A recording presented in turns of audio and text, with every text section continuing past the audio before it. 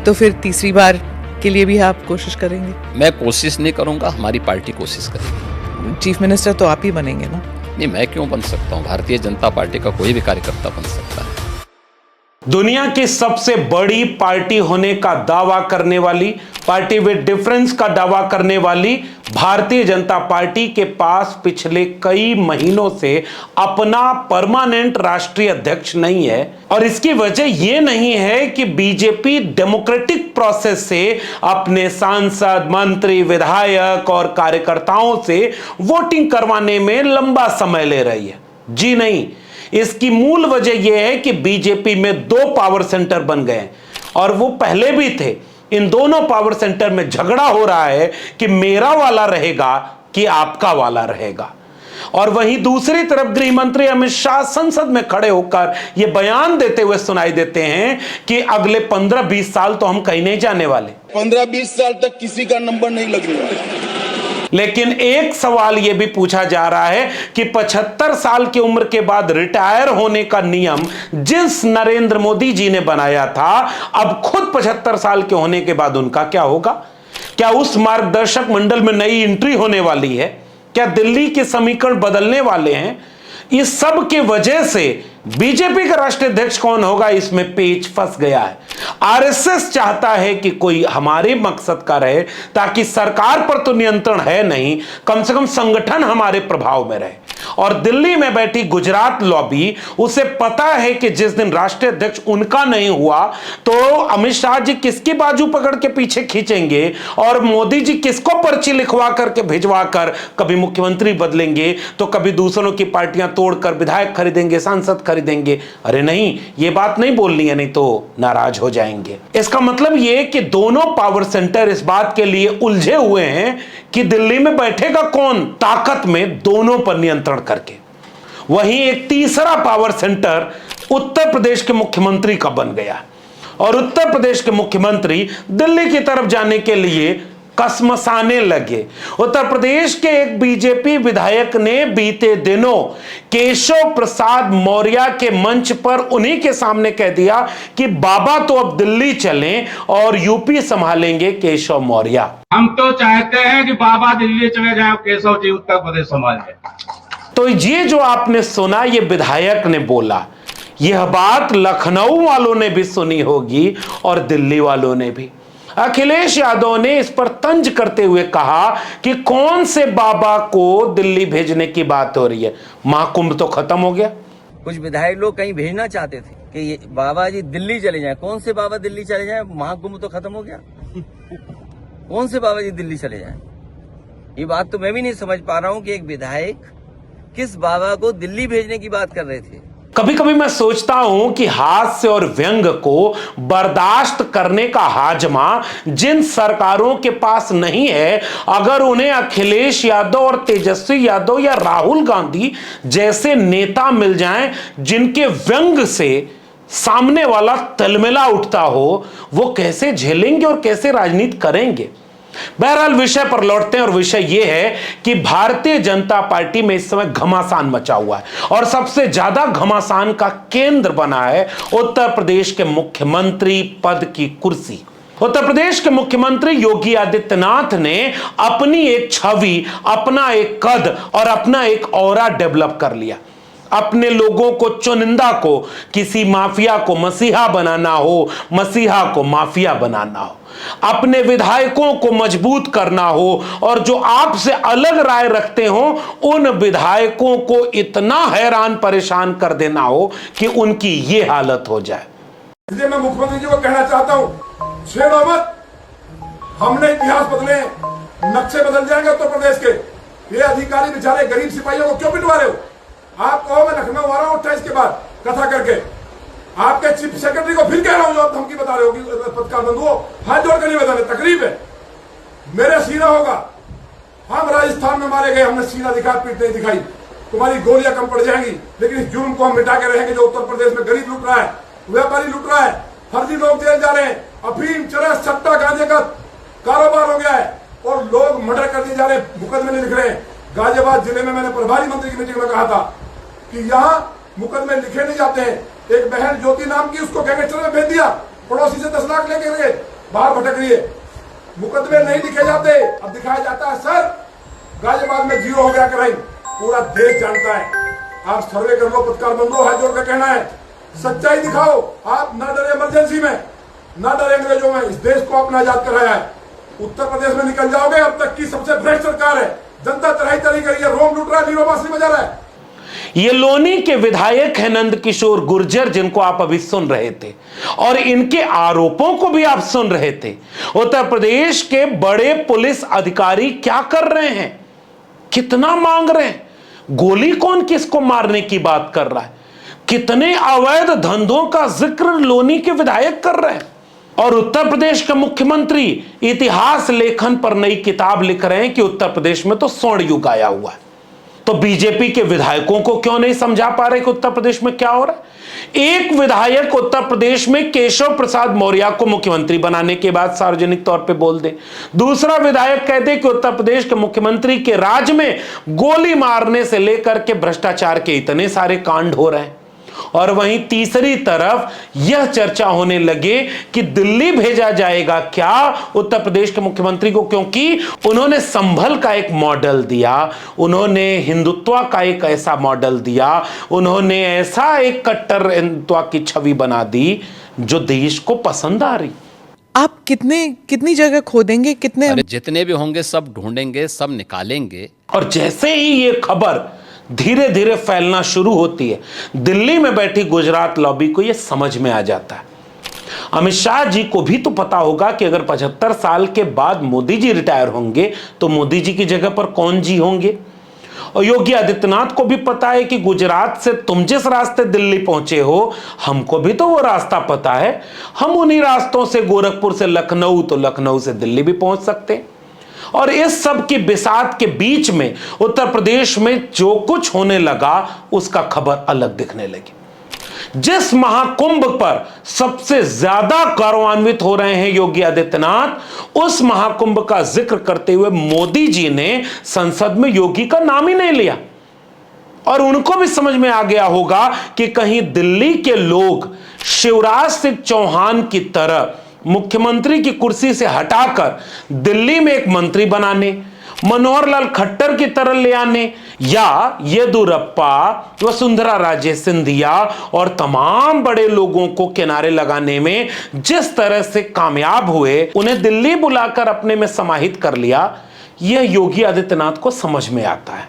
इसलिए योगी आदित्यनाथ को पता है कि मुख्यमंत्री रह करके उत्तर प्रदेश में बने रहना, अपना ऑरा क्रिएट किए रहना, जब मन करे इंजन टकरा जाए, जब मन करे अपना ऑरा खड़ा कर देना, यह ज्यादा सहज है दिल्ली वालों के चक्कर में पड़ने की बजाय। इसीलिए बीते दिनों मुख्यमंत्री योगी आदित्यनाथ ने एक मीडिया कॉन्क्लेव में यह तक बोल दिया कि दिल्ली जाने से बेहतर है कि मैं गोरखपुर लौट करके अपने मठ की सेवा करूं। गोरखपुर जाना है कि दिल्ली आना है इसके बाद? तो मैंने कहा ना, मैं गोरखपुर की तरफ जाने का उत्सुक ज्यादा हूं। क्या योगी आदित्यनाथ को गोरखपुर मठ भेजे जाने की साजिश बीजेपी के भीतर हो रही, या दिल्ली में बैठी बीजेपी की कोर टीम उत्तर प्रदेश को लेकर के किसी प्लान बी पर काम कर रही है? और इसको मैं इसलिए कह रहा हूं कि यहां से भी मुख्यमंत्री योगी आदित्यनाथ की कुर्सी हिलती हुई नजर आ रही। अब इस बात को जरा आराम से समझिए। ऐसा मैं इसलिए कह रहा हूं कि उत्तर प्रदेश 2024 के चुनाव में वह भूमिका निभाता है कि केंद्र में आज तक इस बात की टीस होगी कि पूर्ण बहुमत की सरकार नहीं बन पाई। अभी एएनआई को दिए इंटरव्यू में जब योगी आदित्यनाथ से 24 के बारे में पूछा गया तो उन्होंने बताया कि विपक्ष ने संविधान का नैरेटिव फैला दिया था, जिसके चलते उनको वोट नहीं मिल पाया और वहां वो हार गए।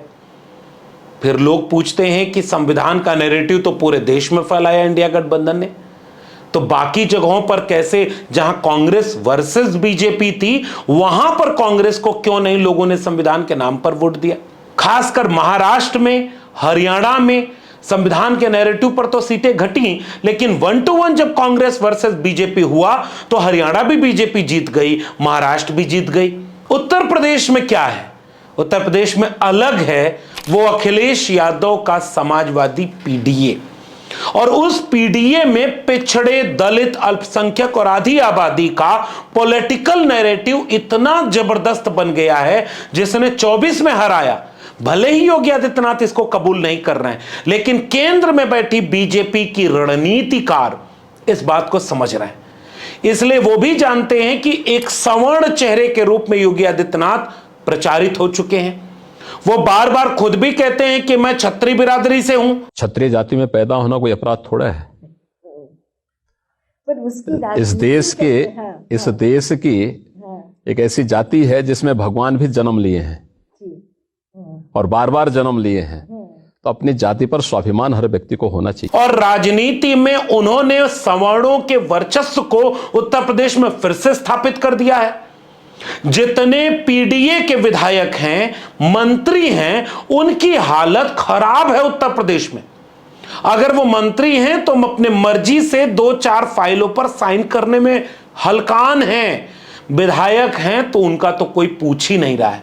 एक गुर्जर विधायक के बारे में आपने सुना, और बाकी जो दलित पिछड़े विधायक हैं उनकी हालत तो और खराब है। इसलिए अखिलेश यादव ने मौका देख करके बड़ी महत्वपूर्ण बात कही कि दिल्ली वाले लखनऊ वाली कुर्सी को बचाने के लिए एक पीडीए के व्यक्ति को आगे कर दे रहे हैं, जिनके साथ 2017 में भी धोखा किया दिल्ली वालों ने। तब तो गोरखपुर वाले मठ के बाबा जी इतने मजबूत तो हुए भी नहीं थे। फिर 2017 में पीडीए का चेहरा बनाकर केशव प्रसाद मौर्य के नाम पर चुनाव लड़ा गया, चुनाव जीता गया और उनको किनारे कर दिया गया। 22 में तो उनको इतना कमजोर कर दिया कि खुद ही विधायक हार गए।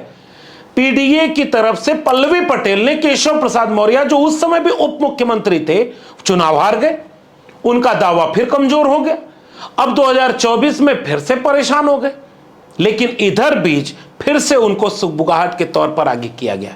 इसलिए सामान्य नहीं है कि उनके मंच पर एक विधायक खड़ा होकर के बोल दे कि बाबा जी अब चले दिल्ली और अब केशव जी को यूपी संभाला जाए। हम तो चाहते हैं कि बाबा दिल्ली चले जाए, केशव जी उत्तर प्रदेश संभाल जाए। इस बात पर अखिलेश यादव ने फिर से वो कहा कि चूंकि उन्हें फिर से ढाल बनाकर आगे किया जा रहा है धोखा देने के लिए, क्योंकि वह पीडीए समाज से आते हैं, मिलेगा उन्हें अभी भी कुछ नहीं। अब उन्हें ढाल बना दिया है,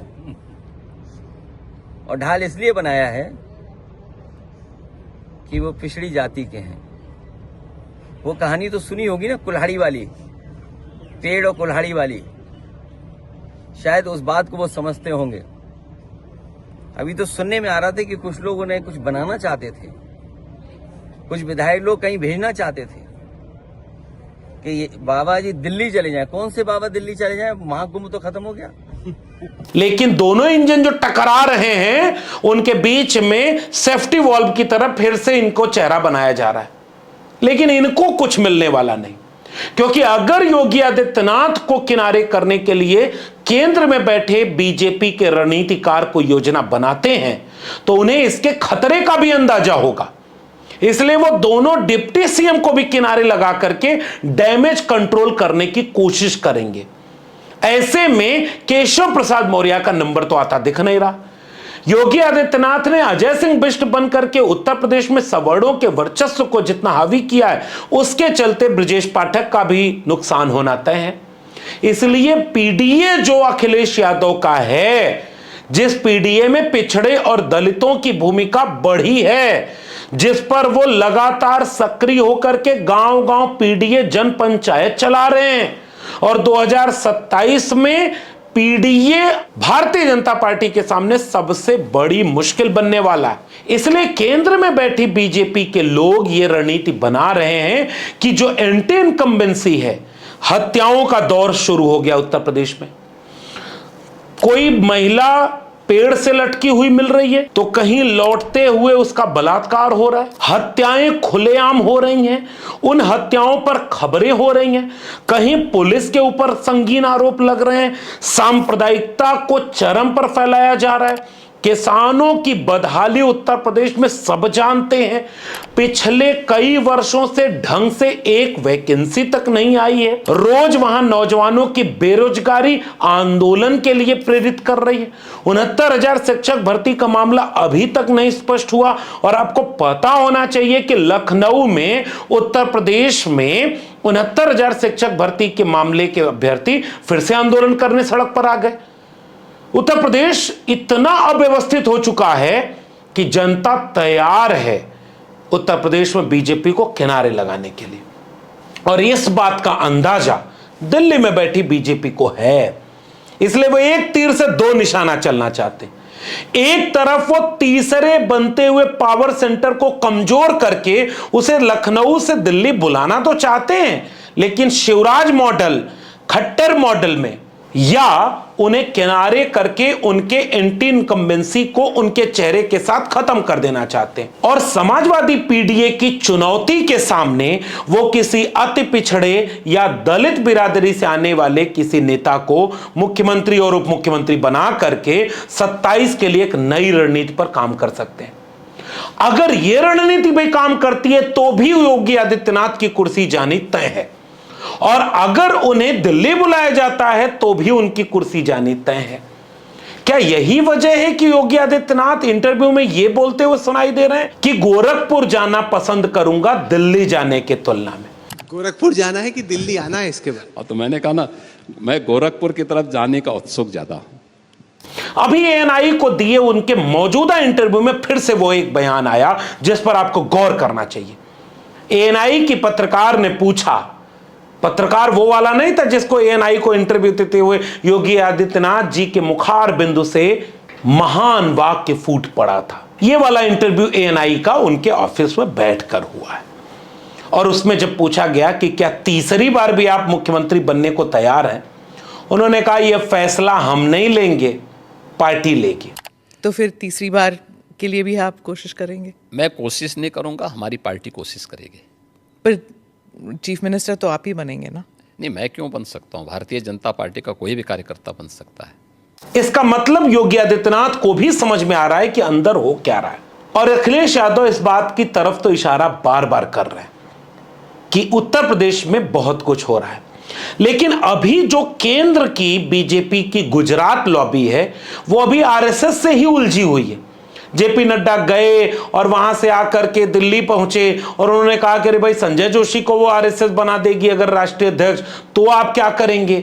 आरएसएस अगर बैकअप दे देगी योगी आदित्यनाथ को, क्योंकि उनके पास संभल का मॉडल है, वो औरंगजेब पर और ज्यादा अच्छे से बोल लेते हैं जिसका असर पूरे देश में हो जाता है। देखने में भी वो ऐसे हैं जिससे लगता है कि वो हमारे लिए एक नए चेहरा बन सकते हैं। तो अभी केंद्र में बैठी गुजरात लॉबी यही सुलझाने में लगी हुई, लेकिन उसे पता है कि यह सुलझाने के बाद उनके लिए सबसे बड़ी चुनौती उत्तर प्रदेश में होने वाली। तो उत्तर प्रदेश की राजनीति में जो होने जा रहा है वो बहुत बड़ा होने जा रहा है, और उस पर नजर रखिएगा। यूं ही नहीं कोई अपने को इतना कमजोर दिखाता है, यूं ही नहीं कोई जो गोरखपुर के मठ से आकर के अपनी जाति पर अहंकार देते हुए इंटरव्यू में बोले कि हां मैं क्षत्रिय जाति से आता हूं जिस पर मुझे गर्व है, जिसमें भगवान भी पैदा होते। योगी होने के बाद जो जाति बताए, योगी होने के बाद जो आक्रोश की भाषा बोले, जो तेवर में अपने योगी के काम क्रोध लोभ मोह अहंकार से ऊपर उठने की बजाय हिंसक भाषा बोले, उत्तेजक भाषा बोले, नफरत की राजनीति को आगे बढ़ाने के टूल किट को आगे करे। जैसे एएनआई के इंटरव्यू में आपने अगर नहीं सुना तो सुनिए कि वो कह रहे हैं कि ये तो कोर्ट को हम मान रहे हैं, वरना अयोध्या की तरह मथुरा और काशी में देर नहीं लगेगी। संभल में जो हो रहा है वो भी योगी आदित्यनाथ का एक प्रयोग है। उन्हें पता है कि गुजरात के रास्ते जब दिल्ली पहुंचा जा सकता है तो संभल और मथुरा अयोध्या काशी के रास्ते दिल्ली क्यों नहीं पहुंचा जा सकता? क्या वही सीढ़ी वही चाल मोदी जी के सामने चुनौती बन गई है जिससे चढ़ करके वो दिल्ली पहुंचे थे, या अब उन्हें पता चल गया है कि उनसे भी बड़ा कोई सामने आ गया, इसलिए वो इन्हें समय रहते किनारे करने की साजिश कर रहे हैं? यह सब कुछ राजनीतिक गलियारों में चल रहा है। आपके सामने यह क्या चल रहा है, अभी आगे इसमें क्या होगा, इसे हम फिर आपसे साझा करेंगे। लेकिन जो हो रहा है इस पर बारीक नजर रखेंगे तो आपको भी कुछ कुछ ऐसी ही तस्वीर बनती नजर आएगी। इस तस्वीर से आप कितना सहमत हैं नीचे कमेंट बॉक्स में जरूर बताइएगा। अगर आपने मेरे चैनल को अभी तक सब्सक्राइब नहीं किया है तो इसे सब्सक्राइब करिए, बगल में जो घंटी की बटन है इसे दबाइए ताकि अगली वीडियो आपको तुरंत सूचना के साथ मिल जाए। ज्वाइन कीजिए चैनल को ताकि हमें हिम्मत और हौसला मिले। अगर आप इस वीडियो को ट्विटर यानी एक्स या फेसबुक पर देख रहे हैं तो फॉलो करना मत भूलिए। फिर मिलेंगे ऐसे ही किसी मसले के साथ जिसे आपको जानना जरूरी है, क्योंकि इस राजनीति का आपकी जिंदगी पर असर पड़ता है। तब तक के लिए हमें दीजिए इजाजत। बहुत बहुत धन्यवाद।